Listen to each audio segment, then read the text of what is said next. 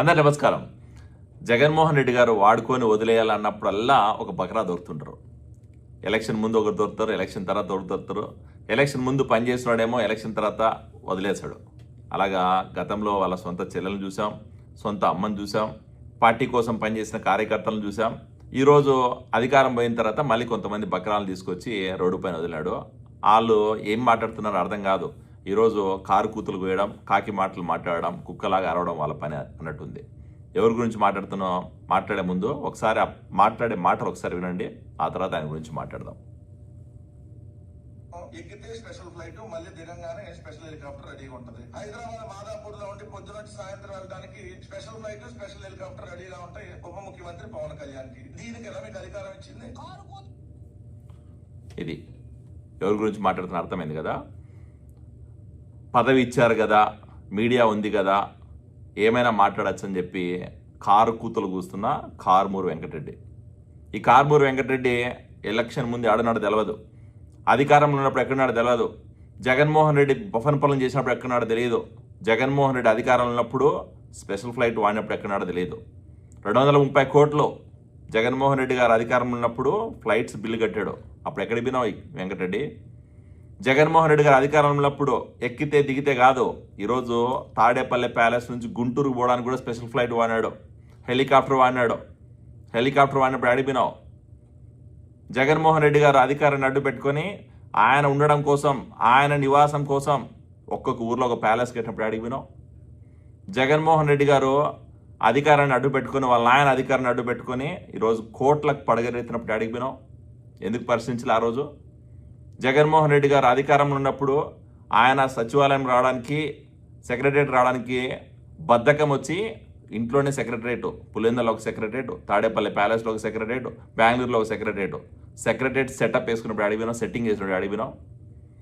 Ugadi celebrations, Sankranti celebrations ప్రజల మధ్యలో చేసుకోవాలా, ప్రజల కష్ట నష్టాలు తెలుసుకోవాలా, ప్రజల్లో ఉండాలి చేసుకోవాలా, దాన్ని కూడా చేసుకోవడానికి సెట్టింగ్ చేసినప్పుడు అడిగినాం. సిగ్గుండాలి మాట్లాడే ముందు. ఈరోజు పదవి ఇచ్చినాడు కదా, జగన్మోహన్ రెడ్డికి భజన చేయాలి కదా, ఒక పనికి మళ్ళీ మీడియా ఛానల్ ఉన్నాయి కదని చెప్పి నోటికి ఏమొస్తే అది మాట్లాడతావు. ఈరోజు అధికార ప్రతినిధి హోదాలో ఉన్నావు. ఈరోజు నీ ప్రొఫెషనల్ పరంగా ముందు ఏదో ప్రొఫెసర్గా పనిచేసావని తెలుసు, కనీసం మాట్లాడే ముందు బుద్ధి జ్ఞానం ఉండాలిగా. జగన్మోహన్ రెడ్డి గారు తప్పులు చేసినప్పుడు ఎందుకు ప్రశ్నించలే? జగన్మోహన్ రెడ్డి గారు చేసిన పనికి మాలిన పని గురించి ఎందుకు మాట్లాడి నువ్వు అధికారంలో ఉన్నప్పుడు? ఈరోజు కూటమి ప్రభుత్వం నాయకుల గురించి మాట్లాడతావా?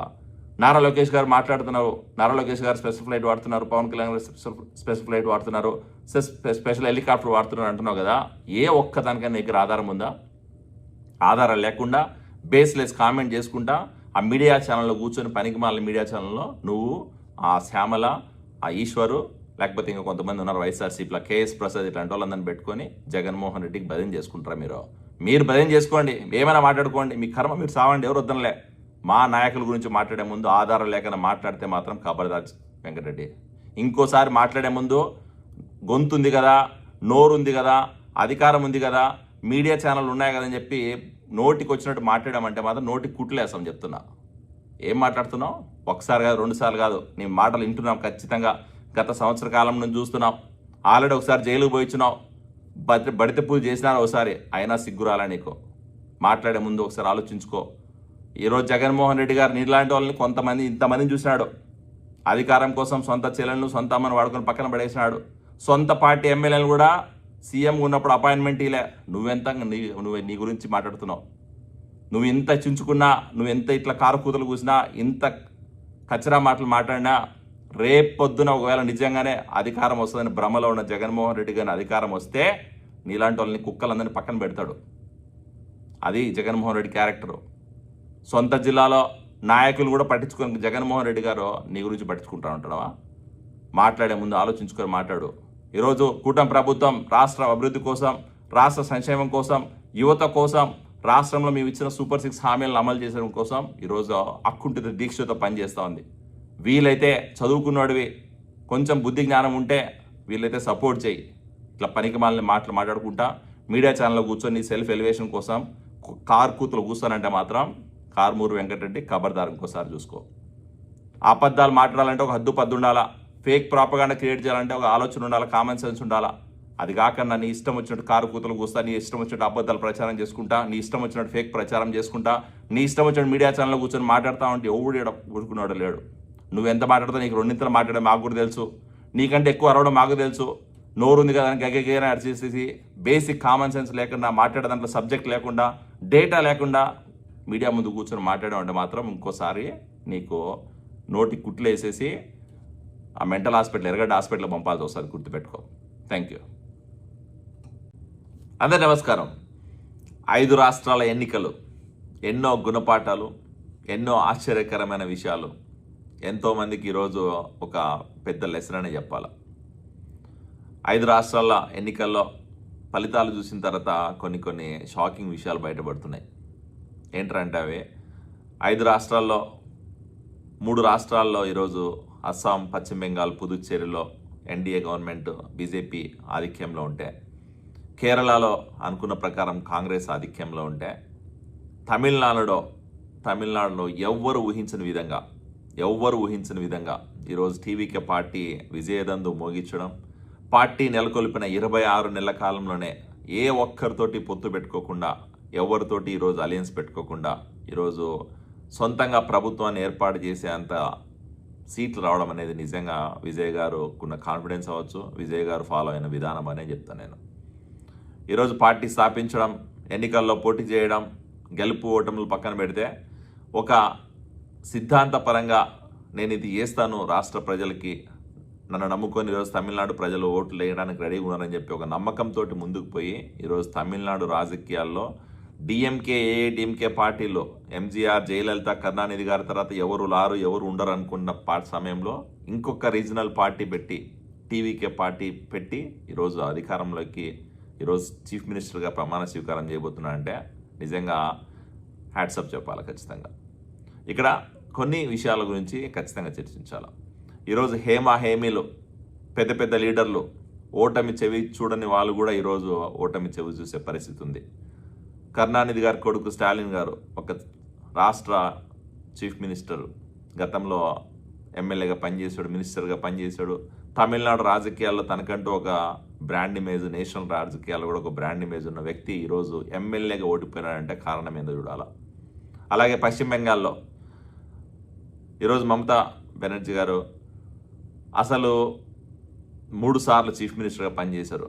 పశ్చిమ బెంగాల్ అంటే ఈరోజు మమత, పశ్చిమ బెంగాలే కాదు నేషనల్ రాజకీయాల్లో కూడా ఈరోజు ఎన్డీఏ గవర్నమెంట్ ఎవరికైనా, బీజేపీ గవర్నమెంట్ ఎవరైనా ఓడించలేకపోయింది వాళ్ళ టర్మ్లో అంటే అది ఒక కేవలం మమతా బెనర్జీ గారినే. అలాంటి మమతా బెనర్జీ గారు ఈరోజు ఓడిపోవడం అంటే చీఫ్ మినిస్టర్గా, అది కూడా పశ్చిమ బెంగాల్లో ఎన్డీఏ గవర్నమెంట్ ఆధిక్యం చూస్తూ ఉంటే నిజంగా ఎంత దారుణమైన పరిస్థితిలో ఉందో ఆలోచన చేసుకోవాలా. సో వీటన్నిటికి కారణం ఒకటే, అధికారం చేతిలో ఉన్నప్పుడు అధికారం ఉంది కదా అని చెప్పి కొంతమంది విచ్చలవిడిగా ప్రవర్తించడం అవ్వచ్చు, లేకపోతే పార్టీకి పనిచేసిన కార్యకర్తల్ని పట్టించుకోవడం అవ్వచ్చు, లేకపోతే వ్యతిరేక ఓటుని గుర్తించలేకపోవడం అవ్వచ్చు. ఇంకా చెప్పాలంటే ఈరోజు అపోజిషన్లో ఉన్న పార్టీలని కించపరిచే విధంగా వాళ్ళ మీద క్రిమినల్ కేసులు పెట్టడం, లేదా వాళ్ళని సతాయించడం అవ్వచ్చు. ఇవన్నీ కూడా కారణాలు అవుతాయి. ఈరోజు గత ఎన్నికల్లో ఆంధ్రప్రదేశ్లో ఎన్నికలు ఒకసారి పరిశీలించుకుంటే వైఎస్ఆర్సీపీ 151 స్థానాల నుంచి 11 సీట్లకు పడిపోవడానికి కారణం కార్యకర్తలను పట్టించుకోకపోవడం. ఈరోజు తమిళనాడులో స్టాలిన్ ప్రభుత్వం చీఫ్ మినిస్టర్ స్థాయి నుంచి ఎమ్మెల్యేగా ఓటింగ్ కారణం కార్యకర్తలను పట్టించుకోకపోవడం.